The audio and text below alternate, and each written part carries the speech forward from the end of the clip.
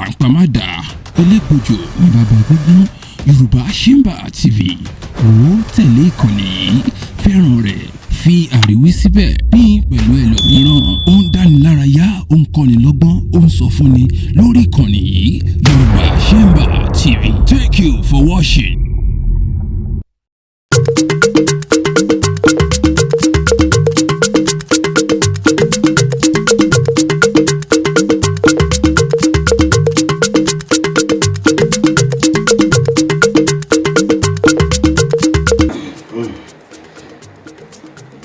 Mo kí ẹ̀yin ènìyàn mi pàtàkì jákèjádò ilẹ̀ àgbáyé ní gbogbo ibi tí ẹ ti ń wò mí. Mo kí yín pé ẹ kú òwúrọ̀, mo kí yín pé ẹ káàsán, mo kí yín pé ẹ kú ìrọ̀lẹ́, mo kí yín pé ẹ káalẹ́ ní gbogbo ibi tó wù kẹ́ ẹ ti máa wò mí káàkiri àgbáláyé ni mo ti kí yín. Gẹ́gẹ́ bí a ti ṣe ìlérí, ètò náà wá bẹ̀rẹ̀ ní pẹrẹwu báyìí ní orí ìkànnì Yorùbá Shimba TV. Ẹ̀rí pé funfun báláwo ni mo wọ̀, bẹ́ẹ̀ ni torí gbogbo nǹkan tí a fẹ́ máa gbé ṣe lórí ìkànnì Yorùbá Shimba TV a fẹ́ kó jẹ́ nǹkan funfun tí Olódùmarè ò ní bínú sí, tó túmọ̀ sí pé òótọ́ nǹkan tó tọ́ nǹkan tó yẹ la fẹ́ kí ẹ máa wò ẹ máa gbọ́ lórí ìkànnì Yorùbá Shimba TV. Kí la fẹ́ fi wá bẹ̀rẹ̀ ètò náà báyìí? Ẹ jẹ́ kí n kọ́kọ́ wọnú awuyewuye tó ṣẹlẹ̀ lórí ayélujára tí a mọ̀ sí social media láàárín Alhaji Wasiu Alabi Pasuma ọ̀gá ńlá the first àti Alhaji Taye Adébísí currency àkàndé currency tí gbogbo a mọ̀ sí àpèsìn wọn ọ̀kọlọmọ nìbàdàn. Kí ni mo fẹ́ wá sọ nípa ẹ̀? Torí gbogbo wa ni a ti gbọ́ oríṣiríṣi àwọn nǹkan tó ń ṣẹlẹ̀ nípa ẹ̀ láàrin àwọn méjèèjì, ṣùgbọ́n ibi tó gbà dùn àwọn ẹlẹ́sìn ìbílẹ̀ òun làwa fẹ́ wá sọ. Ṣèbí wọ́n sọ pé wọ́n ń jà lọ́run kò kára ayé, tọ́bọ́ wá ń jà láyé kí ni tara ọ̀run. Ẹ̀yin èèyàn ẹ̀ ṣe dáadáa o, ẹ̀ ṣe dáadáa rárá. Ṣùgbọ́n kí n tó sọ ọ̀rọ̀ lórí ọ̀rọ̀ yìí, mo fẹ́ kẹ́ kọ́kọ́ wo fọ́nrán kan, kẹ́ kọ́kọ́ wo àwòrán kan tó bá dáa bẹ́ẹ̀. Mo tẹ̀ mọ̀ pé kò sí èèyàn gidi, kò sọmọlúwàbí, kò sí òbí tó fẹ́ jèrè ọmọ tó máa sọ pé ìyẹn dáa bẹ́ẹ̀. Ẹ jẹ́ ká kọ́kọ́ wo nǹkan tí mo fẹ́ kẹ́ wò yìí lórí ọ̀rọ̀ awuyewuye tó ń lọ láàrin wọn. Kì í tẹ̀ ṣe ìjà, wà awuyewuye tó ń lọ láàrin ọ̀gá ńlá àti àpèsìn. Ẹ jẹ́ ká wò ná kí n tó wá wọlé tí kan tí mo fẹ́ sọ. Taye kọ́rẹ́sì tẹ́ bàjẹ́ báyọ̀ tẹ́ bàjẹ́ báyọ̀ tó bá padà lọ bẹ Pasuma tẹ́ bàjẹ́ ni o. Mo ṣe sọ yìí ó wọlé aláàlọ́, mo ṣe sọ yìí ó wọlé ajẹ́rò lọ, tẹ́ bàjẹ́ látẹ̀lé lọ. Àfi tó bá padà lọ bẹ Pasuma ní tiẹ̀ tó ojú ẹ̀ tó ráyè. Gbogbo nǹkan ẹ bẹ̀rẹ̀ sí dẹ̀rù látẹ̀lé lọ. Egun ẹ bẹ̀rẹ̀ sí ṣe ìnáyà látọjú wọn báyìí. Bá a ṣe sọ yìí àṣẹ́gun ni o. Tó bá padà lọ bẹ ṣẹ̀fíù náà ṣé ò ní rójú kò ní ráyè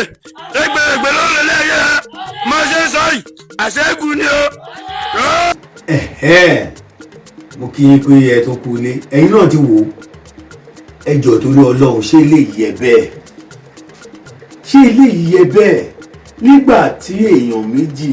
ní gbólóhùn aṣọ? Àbí ká ní ọ̀rọ̀ kan wà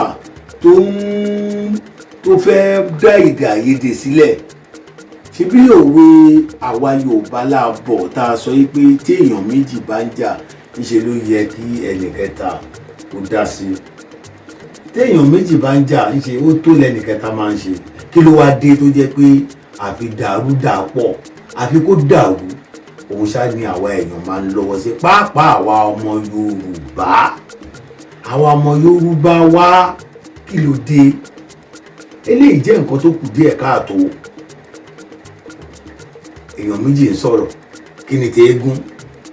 kí ni tó ṣàgbálẹ̀ mo dẹ̀ mọ̀ pé kì í ṣe àwọn ẹlẹ́sìn ìbílẹ̀ ló gbé ìgbésẹ̀ yìí ṣùgbọ́n ẹ wá gbọ́ o gbogbo ẹnikẹ́ni tó bá ti ń lọ́wọ́ nínú àfi kí ẹni tó ti ga ṣubú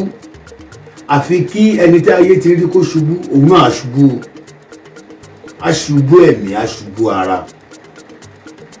eléyìí tí àwa sọ yìí àwa sọ ní àṣẹ gbogbo ọ̀jẹ̀ parapọ̀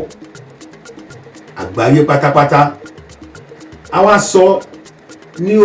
ní àṣẹ àwọn aláàpinni àjàrò ọ̀gán àwọn tí wọ́n jẹ́ olúwayé pátápátá lókèlókè kì í ṣe oyè olúwayé o àwọn tí wọ́n jẹ́ ọba eégún àwa sọ lórúkọ àwọn olókù ọmọ òpè ọmọ ayáwó ọpaná jẹ òjijì gbókù nígbàlẹ̀ ilé olókù ni mo ti mọ̀ ṣọ́ọ̀nà gbalẹ̀ ni mo ti mọ̀ ìyá àgan àwa sọ lórúkọ àwọn ìyá àgan òlèlè yéríwá òṣùfẹ́ àwa sọ lórúkọ àwọn aláàgbà bàbá máriwo àgbà tó ń túdà àwa sọ lórúkọ gbogbo àwọn nẹ̀tònẹ̀tò eléégún ọlọ́jẹ̀ pátápátá pé gbogbo ẹnikẹ́ni tó bá fi eégún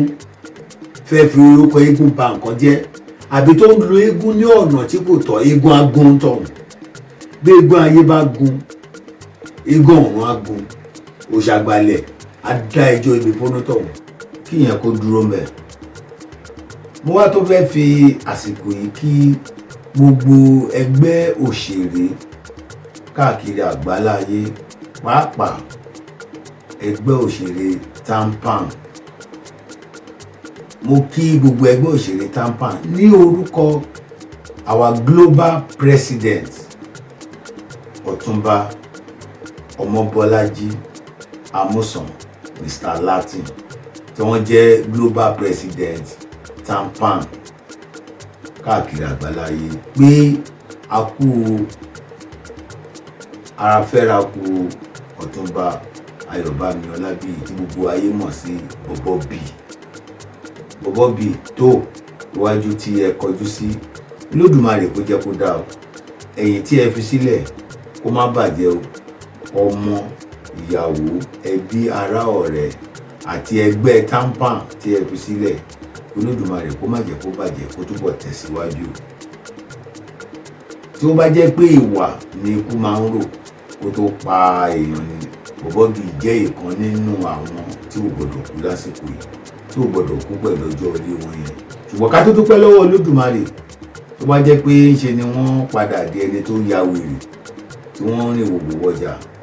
ibo ni ẹbí ará ọ̀rẹ́ ojúlùmọ̀ máa ń fojú sí ṣùgbọ́n Olódùmarè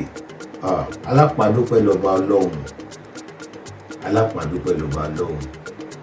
tó bá jẹ́ lórí ìgbìyànjú ìnáwó ìnara ẹbí ará ọ̀rẹ́ tí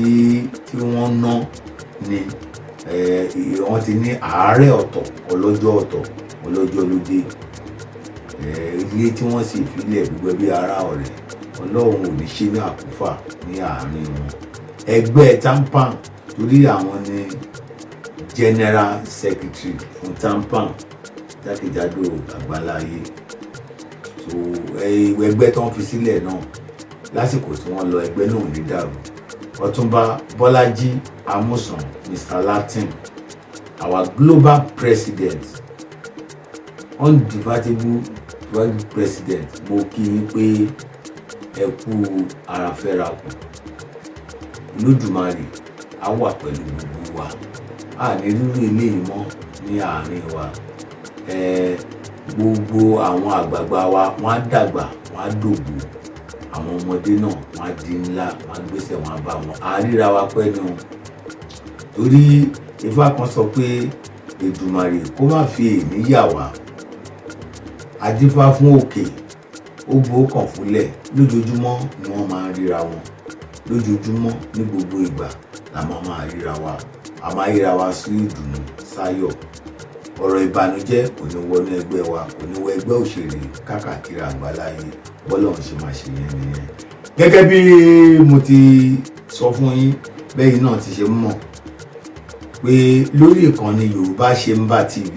àwọn nǹkan tó ní ọgbọ́n tó ní ìtumọ̀ tó máa kọ́yàn lọ́gbọ́n kọ́yàn nímọ̀ kí ni àwọn nǹkan táwọn bàbá wa ń ṣe ọ̀nà wo náà fi ń ṣayé kí ni àwọn nǹkan tó tọ́ kí ni àwọn nǹkan tó yẹ làwa fẹ́ máa gbé ṣe lórí ìkànnì Yorùbá Ṣemba TV.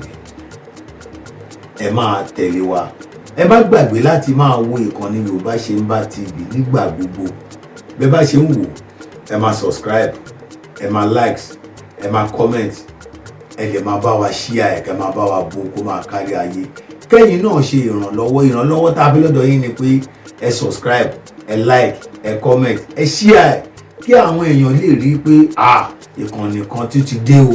nǹkan tí wọ́n ń gbé ṣe ń bẹ̀ tí èèyàn bá ní 5 data 5 megabytes bí èèyàn bá ní 10 megabytes bóyá kéré tó a ní jẹ́ kí n lọ fi wo nǹkan tó wà lórí ìkànnì Yorùbá Ṣemba TV torí nǹkan tó wà meaningful la máa gbé ṣe ń bẹ̀ bí ọ̀rọ̀ bí àṣà àwọn olóyìnbó so ẹ máa bá wa wò ẹ máa bá wa subscribe ẹ máa bá wa follow ẹ máa bá wa like ẹ bá wa comment wá sí orí social media gbogbo orí social media pátápátá lè ti máa gbádùn wa bẹ́ẹ̀ náà digital platform kò sí ibi tí ẹ dé lórí digital platform tí ẹ ní bá orin mi pàdé orin ìbílẹ̀ tí èmi kọ kò ní kankan ṣe pẹ̀lú ẹ̀sìn tí mùsùlùmí bá gbọ́ àrídìmú bẹ́ẹ̀ tí kìrìsìtẹ́nì bá gbọ́ àrídìmú bẹ́ẹ̀ tí oníṣẹ̀ṣe bá gbọ́ àrídìmú bẹ́ẹ̀ rẹpẹtẹ tùnú ẹ máa bá wa ẹ máa tẹ̀lé wa nígbà gbogbo ẹ̀dẹ̀ máa wo ìkànnì Yorùbá Ṣemba TV. Olóyè Fẹ́mi Balógun Awolumate aṣòrófìjà lọ́wọ́n àdórúkọ tèmi jẹ́ èmi lọmọ Balógun kẹrẹ aníjà lápò ó débi ìjà tán ó ta kété jagun ó ṣẹ́gun ogun Balógun káwé ìjà lérí torí kò ti ṣẹ́gun ogun èmi lọmọ arómọrin ṣàbí àtẹlẹkẹ ní ìdílé ìyá mi ọmọ ń lokú ẹ̀ tí ní mí ìmàlẹ̀ àfẹlẹ̀jà ọmọ aṣáwọn ní pólìkì ara èmi lọmọ akẹ́nugbó kẹ́rù ó bara ọ̀nà nídìílé bàbá tó gbé mi lọ́mọ èmi ni ọmọ Balógun kẹrẹ èmi lọmọ aláyé òde aláfọ̀ṣẹ tí kì í fọ àfọ̀dànù bẹ́ẹ̀ ni.